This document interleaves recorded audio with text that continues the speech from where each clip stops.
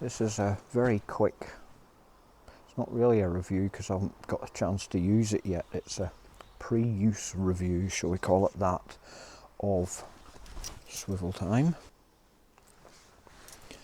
This Airmaster Tiger 260 turbo compressor, which I bought last November, with it being April now, and kind of bought it because it was on offer from MachineMart. I think it was 120 something quid. I'll put the price up at the bottom. But yeah, I bought it and then just kind of left it in the box because I didn't have an immediate use for it. Let's turn around and look at my lovely face again. Didn't have an immediate use for it, so I just left it in the box. And then a couple of weeks ago, I decided to give it a run out, fired it up, made all the right noises, but the pressure gauges weren't going up at all. It wasn't building any pressure. So I had a bit of a look around it and spotted this, which I'm going to have to put a photograph of in now because things have moved on since then. So that wee joint was cracked, and that's where the air comes out of the cylinder head and goes into the tank. So obviously it was just pissing out of that and not actually going into the tank at all, and hence why the pressure gauges weren't going up at all. So let's switch back to the machine again. Hopefully I will have put the photograph up in the meantime of the offending piece, which was in here. So when I tried to maneuver it a bit, it snapped completely, so I was just left with this stump of it in here, of the elbow joint. And like I say, I bought it in November and didn't really open the box till March. So I was kind of knackered as regards returns for MachineMart because it's 30-day return. I could probably have gone through all the hassle of trying to get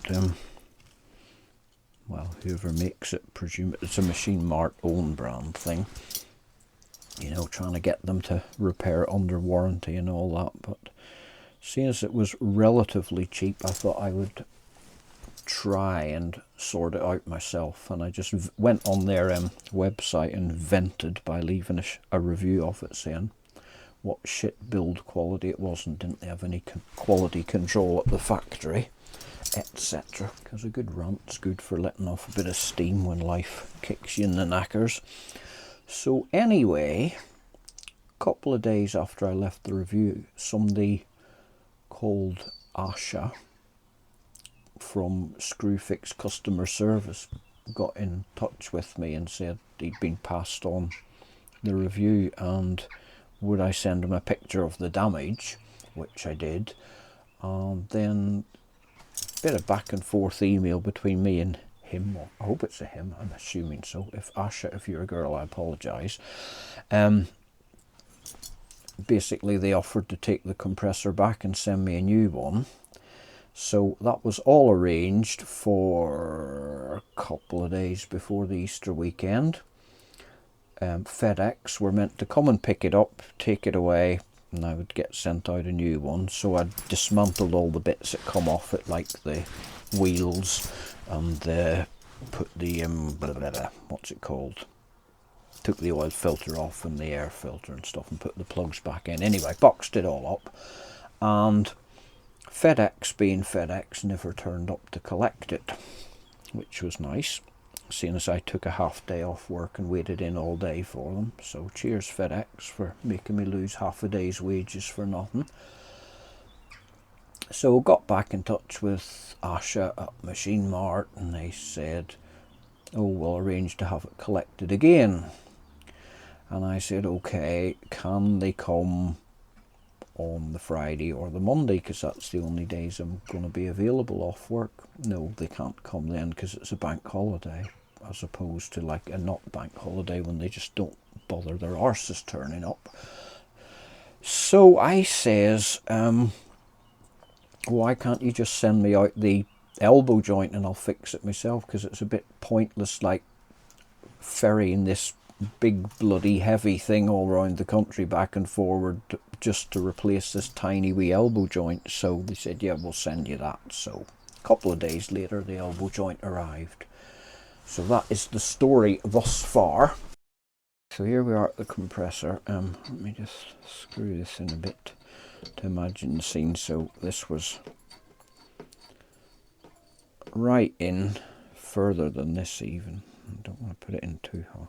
So the stump bit was in that far. So while I was waiting for the new elbow to come, I bought a set of these, which as with anything I use, I'll link to in the description.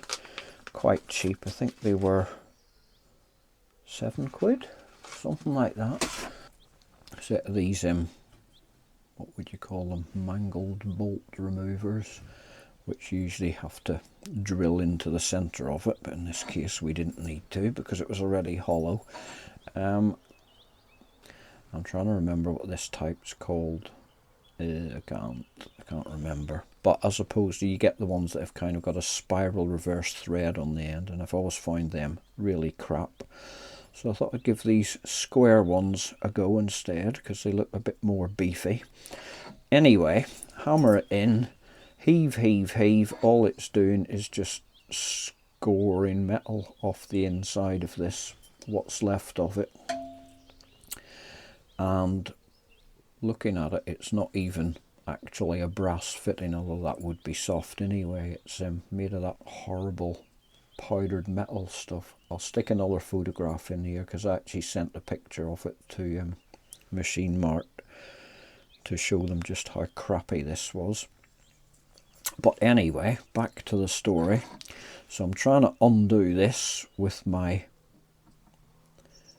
screw bolt extractor thing, and all it's doing is just ploughing out shavings from this stump of a pipe thing.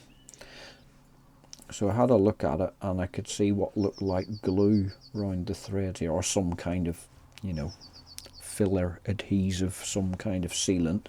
So what I had to do was take all this plastic cover off, take the head off the cylinder, and then I got a blowtorch on it. Didn't want to heat it up too much because the cylinder head's actually made of powdered cheese as well, pretending to be aluminium. But eventually I could see the glue, whatever it was holding it, bubbling a bit, so managed to unscrew this and get it out. And then it was time to fit the new one. So we take the new one and we put it in, and we wind it in till the threads bottom out, and it doesn't come out anywhere near where the actual fitting it's supposed to go into is. So to make these line up, I'm trying to do this with one hand, so apologies if it's a bit cack-handed. But there you can see roughly to get those to line up. So those two are going to go together. This has to be not even tight, look at that. It's just kind of, it's that far short of being bottomed out on the threads.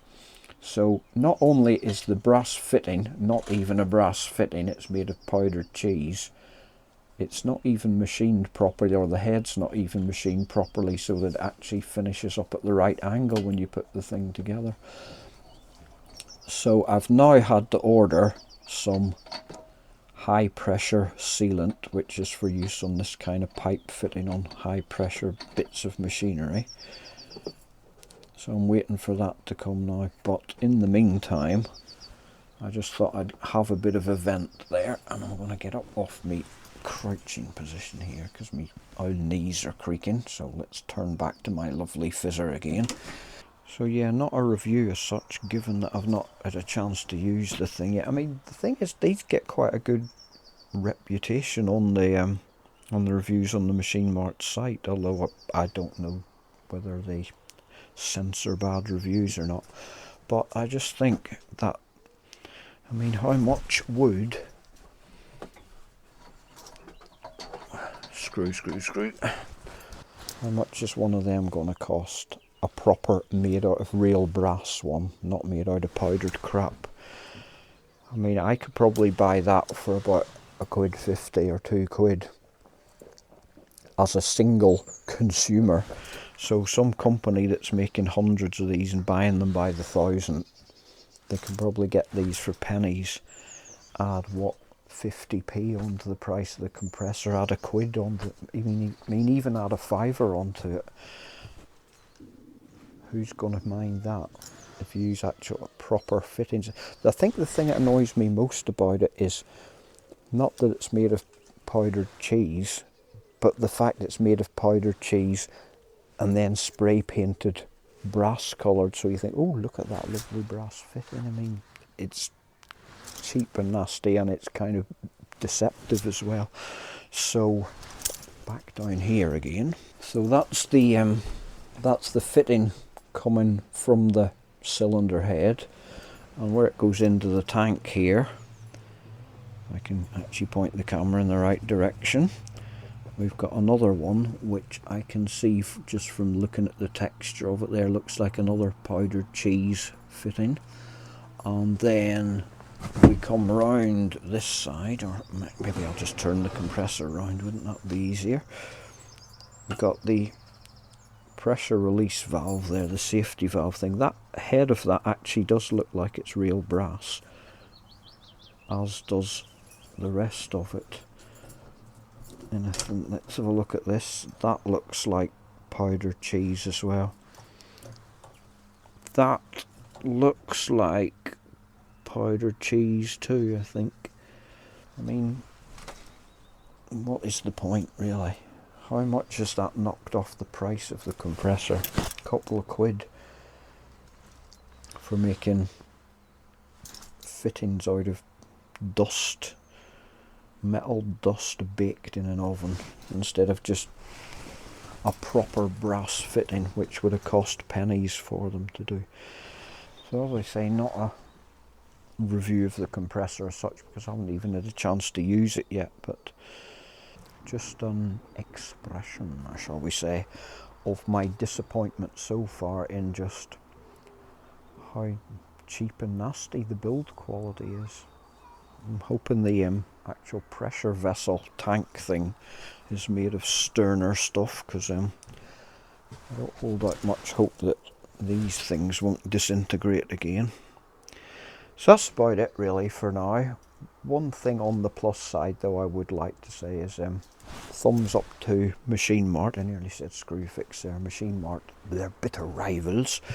Thumbs up to MachineMart for at least offering to replace it when it was well past the 30-day returns period.